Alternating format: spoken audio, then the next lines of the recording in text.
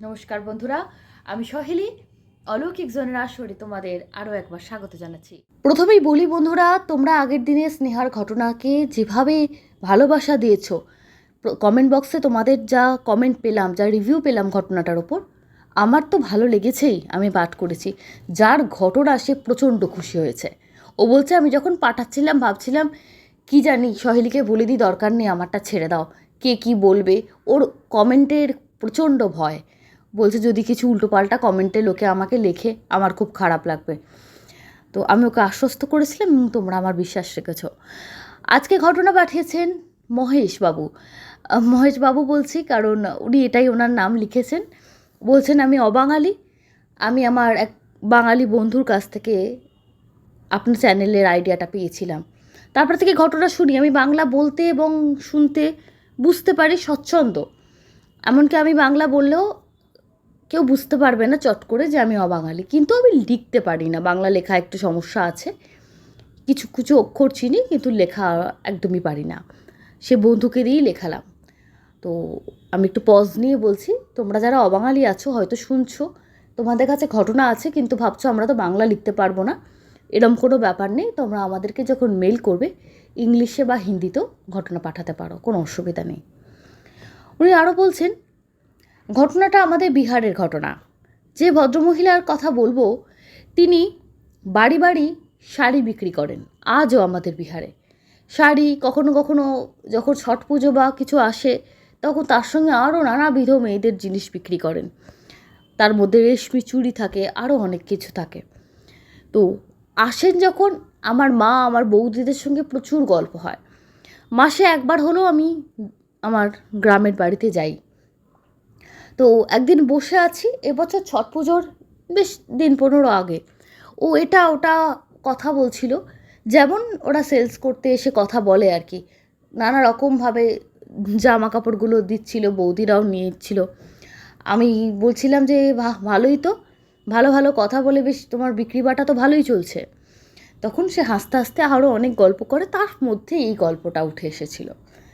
বলছে, আমি জীবনে অনেক কষ্ট করেছি, ওই জামা কাপড় বিক্রির প্রসঙ্গেই কথাটা উঠেছিল। তো এই ব্যবসাটাই আমাকে বাঁচিয়ে রেখেছে। এই করেই আমি আমার ছেলেটাকে বড় করলাম, নাহলে যে কোথায় যেতাম কি করতাম আমি জানি না। বলছে, আমার মা বলে, হ্যাঁ তোমার জীবনের ঘটনাটা অদ্ভুত আর সত্যি ঈশ্বরের আশীর্বাদ। তখন আমি জানতে চাই যে কী ব্যাপার। তখন আমার মা তো জানতেন, কিন্তু উনি নিজে মুখেই বলতে শুরু করেন। বলছে, আমরা যে কথায় কথায় বলি না, কোনো মানুষ কোনো আমাদের ক্ষতি করলে বা কোনো মানুষের সঙ্গে যদি আমাদের প্রায় ঝগড়া ঝাঁটি ঝামেলা থাকে, আমরা মনের মানে অবুঝ মনেই বলে ফেলি যে উফ, কোন জন্মের যে শত্রুতা আছে কে জানে বাবা। ঠিক এরকম জিনিসগুলো সব সময় কথার কথা বা কাকতালীয় হয় না। এই ঘটনাটা তারই প্রমাণ। উনি বলছেন, আমার বিয়ে হয় ছোট বয়সে, বয়স তখন 15 কি 16। যাই হোক, আমাদের গ্রামের তখন আবার ওটাই ঠিক ঠিক বয়স। ওর থেকে বেশি বয়সে নাকি বিয়ে দিলে ওই মেয়ে সংসার করতে পারে না, মানাতে পারে না। যাই হোক, লেখাপড়া বিশেষ কিছু জানতাম না, বাড়িতে দাদাদের কাছ থেকে সই করা অবধি শিখেছি, টুকটাক পড়তে পারতাম এই অবধি। স্কুলে সেভাবে কয়েকদিন হয়তো গেছি, মনে পড়ে না। বিয়েতে হয়ে গেল। স্বামী স্বাভাবিক আর 5টা স্বামীর মতো চাষের কাজ করতো, কিন্তু ওই বাড়িতে এসে খুব অত্যাচার করতো। সব সময় আমি ভয়ে একদম তটস্থ হয়ে থাকতাম। আমার বয়স তখন মাত্র 15 বছর, আর তার বয়স তখন 30 পেরিয়ে গেছে, 35-36ও হতে পারে। তখনকার দিনে আমাদের এমন ছিল, ভালো করে ছেলের বয়স আগে, তার আচার বিচার কি করে বলতে প্রফেশন না, কি কোনো খারাপ দোষ আছে কি না, কোনো খোঁজ খবর নেওয়ার ব্যবস্থাটা তখন একদম ছিল না। এখন বর্তমানে অনেক উন্নত হয়েছে। তো কেউ সেভাবে খোঁজ খবর নিল না। আমার মাও দেখলো ভালো সম্বন্ধ এসছে হাতে, তাড়াহুড়ো করে বিয়ে দিয়ে দিল। প্রথম প্রথম বিয়ের 5-6 মাস ঠিকই ছিল। তারপর আমার শাশুড়িটা খুব ভালো ছিলেন। শাশুড়ি গত হবার পর আমার স্বামীর ওই যে বিভিন্ন রকম প্রচুর খাবার খেত, কথায় কথায় টাইমে টাইমে খাবার বানানো, ওই চুলোয় রান্না করা। তখন আমি বাচ্চা মেয়ে, এত রান্না বান্না শিখেই উঠতে পারিনি। বাড়িতে কাজ করতাম অল্প বিস্তর, কিন্তু শাশুড়ি মা যে হঠাৎ মারা যাবেন আর পুরো সংসারের দায়িত্ব আমার কাঁধে পড়বে, আমার মাও বুঝতে পারেননি। ওই যে মানুষ ভাবে এক হয় আর এক, প্রচণ্ড কষ্টে দিন কাটছিল। তার মধ্যে ওই যে বলছি, অত্যাচার তো নিত্য সঙ্গী ছিল। একটা সময় আমার প্রথম সন্তান জন্মের পর বাপের বাড়িতে এসেছিলাম, বেশি দিন থাকতে পারলাম না, আবার নিয়ে চলে গেল। বাচ্চা নিয়ে অত কাজ করতে করতে এমন পরিস্থিতি এসে দাঁড়ালো, আমার বাচ্চাটা অসুখ করলো, ওষুধের খরচাটুকু দিল না। এমনকি আমার আরও দুটো দেওরও ছিল, সেই দুই দেওরও দাদার সায় দিত, তাদের কোনো তাপ উত্তাপ ছিল না। ও দাদার সংসার দাদা বুঝবে। বাচ্চাটা কাঁদতে কাঁদতে কাঁদতে কাঁদতে বাচ্চাটি পৃথিবী ছেড়েই চলে গেল। আর কি, প্রচণ্ড মনে দুঃখ, হতাশা। তারপরে মাকে বলে দিলাম আমি এর ঘর করব না, দরকার হলে লোকের বাড়ি ঝিয়ের কাজ করব। মাও অনেক দিন বুঝিয়েছে সব ঠিক হয়ে যাবে, বাচ্চা জন্মালে ঠিক হবে, কিন্তু নাতির এরকম মৃত্যু, একেতে অল্প বয়সে সন্তান জন্ম দিয়েছি, তার মধ্যে এইভাবে মৃত্যু, আমার মাও কোথাও যেন শক্ত হয়ে গেছিল। বলছে আপাতত তো চলে আয়, পরেরটা পরে দেখা যাবে, ও ঠিক হলে তখন তুই যাবি। কিন্তু ওই যে অনেক দেরি হয়ে গেছে। এত তার সাহস বেড়েছিল, আমার মা বাড়িতে না থাকলে বা দাদারা হয়তো নেই, সেই সময় গিয়ে বাড়িতে গিয়েও ভীষণ হুজ্জুতি করতো, পাড়ার লোক জড়ো করতো, বলতো আমাদের স্বামী স্ত্রীর ব্যাপারে আসবেন না। সেখানে গিয়েও আমার ওপর চড়াও হতো আর কি। তো বাধ্য হয়ে মা আমাকে নিয়ে বলল যে গ্রামের যে ওদের প্রধান আছে তার কাছে গিয়ে মা রিপোর্ট করলো যে নিয়ে চলে এসেছি, এখনও ওর পেছনে ও নানা রকমভাবে বিরক্ত করছে, কিছুতেই ও চেঞ্জও হবে না। ওর মা খুব ভালো ছিল, কিন্তু পরের দুটো ভাই কেমন জানি না, কিন্তু এ ছেলে বহুত বদমাস। যাই হোক, সরপঞ্চকে বলে, তখন তো ডিভোর্সের ওরকম কোনো ব্যাপার ছিল না যে আমি কোনো দিন যাবো না, ও আর এরকম একটা লিখিয়ে টিখিয়ে নিয়ে আমাদের সম্পর্ক মোটামুটি কাটাকাটি হয়ে গেলেই বলা যায়। তারপর আরও 3 বছর বাদে মা একটি ভালো জায়গা দেখে ছোট্ট পরিবারে একটি ছেলের সাথে আমার বিয়ে দেয়। ছেলেটা ব্যাগের কারখানায় কাজ করত, খুব ভালো স্বভাব চরিত্র সব। এমন সময় বিয়ে করেছি, শ্বশুরবাড়িতে আছি, নতুন শ্বশুরবাড়িটাও খুবই ভালো, তবে প্রথম শাশুড়ি মা ভালো ছিল, খারাপ বলবো না। কিন্তু আমার স্বামী কোথা থেকে যে খবর পেল, যার জন্য মা অনেক কষ্ট করে লুকিয়ে চুরিয়ে বিয়ে দিয়েছিল, যাতে ও জানতে না পারে, কেন ওর যা স্বভাব, ও আবার হয়তো এখানে এসেও জ্বালাতন করবে। কোথা থেকে খবর পেয়েছিল, আমার নতুন শ্বশুরবাড়িতে এসেও হই হট্টগোল করে আমার নামে নানা রকম আকথা কুকথা যা যা বলা যায় সব কিছু বলে চলে গেল। একটা বিষয় আমার মা লুকিয়েছিল, আমার বিয়ে হয়ে গেছিল, ঘর করতে পারিনি, আমি এরকম স্বভাব, সেটা সবাই জানতো। যেহেতু আমার সন্তান জন্মের কিছুদিনের মধ্যেই মারা গেছে, তো আমার সন্তান জন্মেছিল, এই ব্যাপারটা মা বলেনি।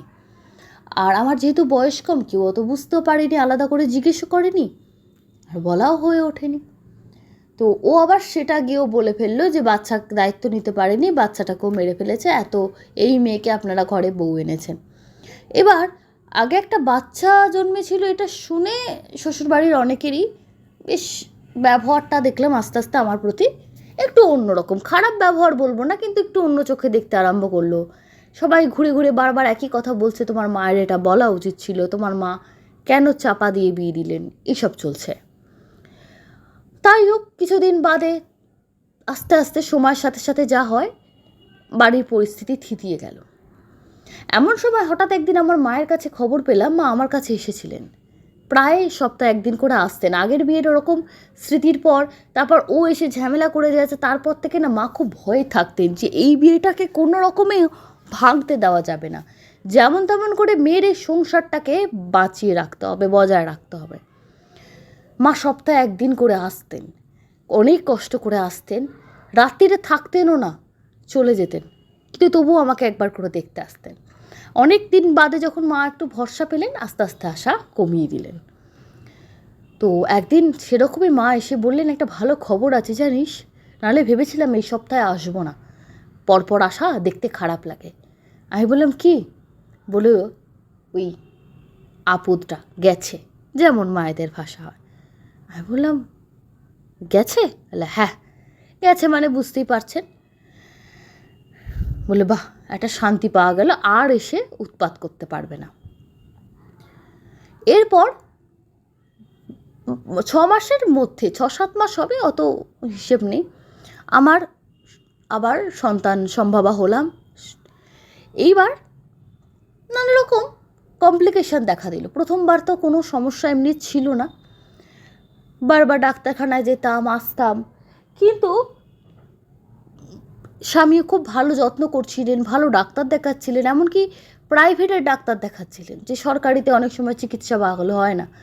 আমাদের বিহারে যে জায়গাটা আমরা থাকতাম ওখানে ভালো চিকিৎসা খুবই কম, অনেক দূরে এসে ডাক্তার দেখানো, আমার গাড়ি ভাড়া করে আমার স্বামী তাই দেখাতেন। কিন্তু তারপরও প্রতিটা রিপোর্টে কিছু না কিছু সমস্যা আসতে থাকলো। এ তো গেলো শারীরিক সমস্যা। মানসিক সমস্যা হলো, রাত্রেবেলা ঘুমোতে গেলেই ভয় পেতাম, প্রচণ্ড ভয় লাগতো, মনে হচ্ছে একটা দৈত্যকার একটা চেহারা চোখের সামনে ভাসত। ওই রকম একটু ভয়ঙ্কর মুখোশ জাতীয় একটা মুখ স্বপ্নে দেখতাম। তারপর আরও নানা রকম স্বপ্ন দেখতাম, যেমন এক গুচ্ছ মাকড়সা আস্তে আস্তে সরতে সরতে আমাকে ঘিরে ফেলছে, সাপের স্বপ্ন দেখতাম, বিভিন্ন সাপ কিলবিল করছে চারপাশে, আমি মাঝখানে শুয়ে আছি, এই ধরনের অদ্ভুত স্বপ্ন দেখতাম। তো মা বললেন এরকম স্বপ্ন অনেকে দেখে, মায়েরা যেরকম টোটকা করেন, মাদুলি দেওয়া থেকে আরম্ভ করে লোহা রাখা সমস্ত কিছু, আর আমাদের গ্রামেতে তো প্রচুর নিয়ম কানুন, আমি সব পালন করতে লাগলাম। সব কিছু করার পরও স্বপ্ন প্রায় আসতো। তারপরে প্রায় শেষের দিকে গিয়ে স্বপ্নগুলো আসা বন্ধ হয়ে গেল। মাকে বললাম মা আর স্বপ্ন আসছে না। মা বলে বললাম তো আস্তে আস্তে ঠিক হয়ে যায়, এগুলো হয়। কিন্তু সন্তান জন্মের পর থেকেই 1 বছর হয়েছে কি হয়নি, বাচ্চা জন্মের পর 1টা বছর হয়েছে কি হয়নি, ছেলে হওয়ার পর থেকে প্রথম 6টা মাস ঠিকঠাক, 1 বছর পর থেকে বাড়িতে প্রবল অশান্তি শুরু হলো। বিভিন্ন কারণে আমার স্বামীর মাথা গরম থাকতো, কখনো আর কেন্দ্রবিন্দুতে থাকতো আমার ছেলে, কখনো আমার ছেলের একটা কিছু যত্ন করতে পারছি না, কখনো ছেলের খাওয়া ঠিক হচ্ছে না, কখনো এটা কখনো ওটা, ছেলেরও কিছু না কিছু লেগেই থাকতো। তারপর রাগের মাথায় একবার স্বামী বলেই বসলো, তোমার আগের স্বামী বলে ঠিকই বলেছিল, তুমি সন্তানের যত্ন নেওয়াতে একদম মানে ঠিকঠাক নও, তখন নয় বয়স কম ছিল, এখন তো তোমার ঠিক বয়স, এখন বাচ্চার যত্ন নিতে পারছো না কেন, এই ধরনের কথা, যেটা সে কোনোদিন বলেননি। তার মতো মানুষ আস্তে আস্তে কীভাবে যে পরিবর্তন হয়ে গেল, এমন মনে হতো যেন আমি তার চোখের বিষ, যে এত ভালোবাসতো। আর আমার নিজের ছেলেকেই না আমার কেমন সন্দেহ লাগতো। বাবার কোলে উঠে যেমন বাচ্চারা আদর খায়, সব কিছু, তো চোখের মধ্যে অদ্ভুত একটা দৃষ্টি থাকতো। আমার বাড়িতে একজন পুরনো বয়স্কা দিদা গোছের আসতেন, সে একবার বলেছিলেন মা কিছু মনে করিস না, তো ছেলের না চোখের দৃষ্টিটা ভালো না। আমি সামনাসামনি কিছু বলিনি, যতই হোক মা, কিন্তু মনে মনে জানতাম এই ছেলের দৃষ্টি ভালো না। কি অদ্ভুত, চোখের মধ্যে একটা প্রতিহিংসা ফুটে ওঠে, কেউ দেখলে বিশ্বাস করবে না, কিন্তু যাদের চোখ আছে তারা ঠিক খেয়াল করে এই বাচ্চাটার মধ্যে কিছু একটা ব্যাপার আছে। এই বাচ্চাটা আসার পর থেকে বাড়িতে ঝগড়াঝাঁটি বেড়েছে। সময়ের নিয়মে সেই ছেলে বড় হতে লাগলো, সেই ছেলে একদিন বড় হয়েও গেল। পাড়ায় মানে বদমাস ছেলে যাদেরকে বলা হয় যে এইসব ছেলেদের সঙ্গে মিশো না, সেই ছেলেদের গ্রুপ যদি একটা তৈরি করা হয়, তার মধ্যে যার নাম প্রথমে আসবে, যার সঙ্গে কোনো মা বাবা চাইবে না যে তার সন্তান মেলামেশা করুক, তার মধ্যে ওনার ছেলে ছিল অন্যতম। মানে না পড়াশুনো, না কারোর সঙ্গে ভালো ব্যবহার, মুখের অকথ্য ভাষা। ওর বাবাও আস্তে আস্তে চেঞ্জ হয়ে গেছিলো, ও একটু একটু বড় হওয়ার পর থেকে। কোনো এমনি রাগারাগি করতো, কিন্তু ওর বাবার মুখে কোনো দিন অশ্রাব্য ভাষা শোনা যেত না। এমনি রেগে যেত, রাগের কথা হতো, কিন্তু কোনো মুখে খারাপ ভাষা, বিশেষ করে বাচ্চার সামনে মাকে খারাপ কথা বলা কোনো দিন উনি করেননি। কারণ ওনার বলে আমার মনে হতো যে আমার স্বামীকে বোধহয় একটু টোনা টোটকা করেছে, নাহলে আমার স্বামী তো এভাবে পাল্টে যাওয়ার মানুষ না, অনেক দিন তো ধরে তাকে দেখছি। যাই হোক, মনে মনে জানতাম আমার ছেলেটাই শুভ নয়, কিন্তু কি করা যাবে, বাইরের লোককে তো বলা যায় না। যত দিন লাগলো সে ছেলে বেয়াদব থেকে বেয়াদবতর হতে লাগলো।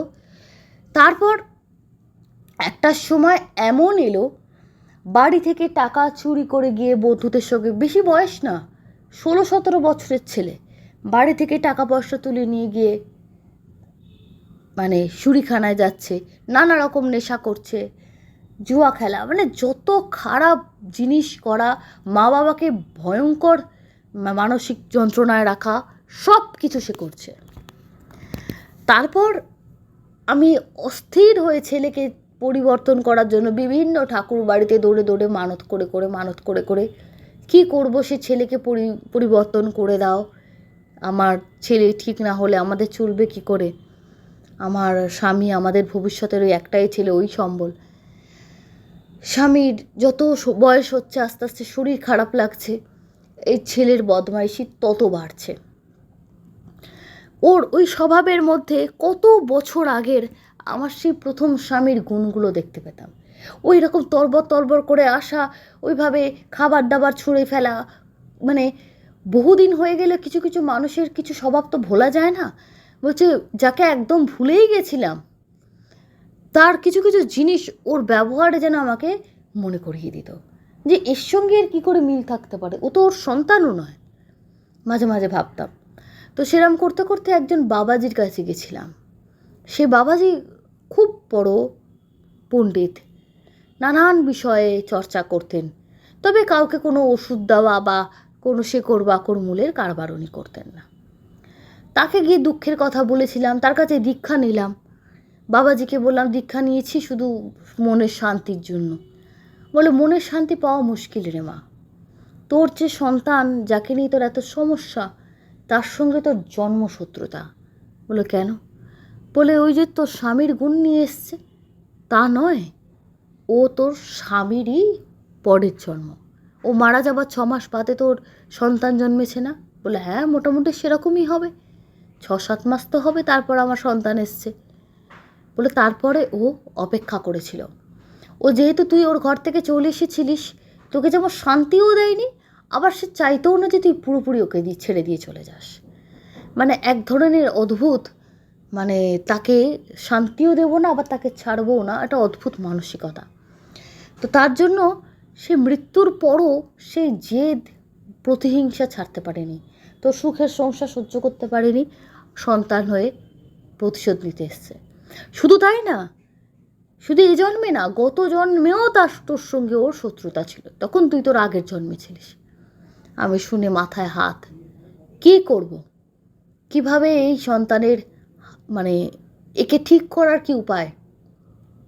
বলছে গত জন্মে হয়তো তুইও তার সঙ্গে কিছু করেছিলিস, এ জন্মে তুই তো নিরীহ বেচারা ছিলিস, বাচ্চা মেয়ে। আমি বললাম জানি না বাবা, এ জন্মে তো আমি কিছু করিনি, নিজের রাগ আর নিজের উল্টোপাল্টা নেশার জোরে তার জীবন গেছে। আমি তো তার জীবন থেকে কবে সরে এসেছিলাম, ভালোভাবে থাকতে তো পারতো যদি আমাকে নিয়ে সমস্যা থাকতো। বললো তা না, ওর প্রতিহিংসায় ও ফিরে এসেছে। আত্মা অবিনশ্বর, আত্মা বারবার ফিরে আসে, সেভাবেই ও ফিরে এসেছে। এই ছেলের কাছে কিছু আশা রাখিস না মা, আশার আলো কিছু শোনাতে পারবো না, তাহলে তো আমরা ঈশ্বর হয়ে যেতাম। একটাই কথা বলবো, তুই নিজের মতন আলাদা করে কিছু ব্যবস্থা কর, নিজে তোর মতন থাক, ছেলেকে ছেলের মতো ছেড়ে দে। ঈশ্বর যদি চান ওকে ঠিক রাস্তায় আনবেন, তাছাড়া কোনো উপায় নেই ওকে ঠিক রাস্তায় আনা। আস্তে আস্তে স্বামী আরও কিছু কারবার করতেন, কাপড়ের কারবার করতেন। সেই কাপড়ের কারবার থেকেই আস্তে আস্তে আস্তে আস্তে আমি এই শাড়ির, মেয়েদের জামা, জিনিসপত্রের ব্যবসাটা শুরু করলাম। কারণ আমি জানতাম আমার স্বামীর চলে যাবার পর ওই ছেলে তো আমাকে ভাত দেবে না। এখনও আমার গায়ের জোর আছে, এখনও বয়স কম, এখন যদি 20-22 বছরও খাটতে পারি, একদম বৃদ্ধা বয়সে গিয়ে আমায় ওই ছেলের মুখাপেক্ষী হতে হবে না, দরকার হলে পয়সা দিয়ে কোনো আশ্রমে থাকবো। এই এত শত চিন্তা করে উনি কাজে নেমেছিলেন। তারপর যেদিন উনি ঘটনাটা বলছেন, তখন ওনার স্বামী অলরেডি মারা গেছে, অনেক দিন মারা গেছে। তো এটা ওনার জীবনে ছোটোবেলা থেকে ঘটে যাওয়া এত ঘটনা, বলছে ওনাকে দেখে বোঝাও যায় না, অত বয়স হয়েছে, এত পরিশ্রমী। কিছু কিছু মানুষ থাকে না যাদের দেখে বয়স বোঝা যায় না, মানে ওনাকে দেখে মনেই হয় না ওনার অত বড় একটা ছেলে আছে। আমি, যিনি ঘটনা পাঠিয়েছেন তিনি বলছেন যে আমি তো ভাবছিলাম তোমার যদিও বা ছেলেপুলে থাকে যে ছোট হবে, বাচ্চা ছেলে, স্কুলে পড়া হবে, কলেজে অত বড়ও না। বলছে না না, সে অনেক বড় হয়ে গেছে, সে একবার ছেড়ে দুবার বিয়ে করলো, দুটো বিয়েই তার টেকেনি, অল্প বয়সেই বিয়ে করলো, তারপরে যা পারে করে, অন্য জায়গায় থাকে, আমি ওর যোগাযোগ রাখি না। আমার পাড়ার লোকেরা বলে দিয়েছে যে এই ছেলের সঙ্গে একদম যোগাযোগ করার দরকার নেই, মায়া মমতা ওসব শিখিয়ে তুলে রাখো, আর এসে উৎপাত করতে গেলে আমাদের ডাকবে। এভাবে জীবন চলছে বাবা। উনি চলে গেলেন, মনে মনে অনেকক্ষণ ভাবছিলাম যে সত্যি এইসব আমরা তো মানি না যে গত জন্ম বলে কিছু হয় বা কিছু, কিন্তু পুনর্জন্মটা আজও অনেক মানুষ বিশ্বাস করেন না। কিন্তু যদি তাই না হয়, দুটো মানুষের স্বভাব এত মিল, আর তাদের হাঁটা চলা কথা বলা, বলছে এমন মিল না নিজের বাবা ছেলেরও থাকে না। অদ্ভুত ঘটনা, অদ্ভুত। এবং আজও সে বিরক্ত করে যাচ্ছে। ঘটনাটা কেমন লাগলো বন্ধুরা তোমরা জানিও। একটু অন্যরকম ঘটনা, তোমাদের হয়তো ভালো লাগতেও পারে, না লাগলেও অবশ্যই জানিও। তবে এমন কোনো কমেন্ট করো না যাতে যিনি পাঠিয়েছেন তিনি অবাঙালি, অনেক আশা করে পাঠিয়েছেন, তার খারাপ লাগে। আমরা সবসময় চেষ্টা করছি গতে বাঁধা একরকম ঘটনা না পড়ে একটু নতুনত্ব ঘটনা তোমাদেরকে উপহার দেওয়ার। তারপরে তো আছেই আরও অনেক ঘটনা পেন্ডিং আছে, আস্তে আস্তে সেগুলো নিয়ে আসবো। এভাবেই সঙ্গে থেকো। শুভরাত্রি।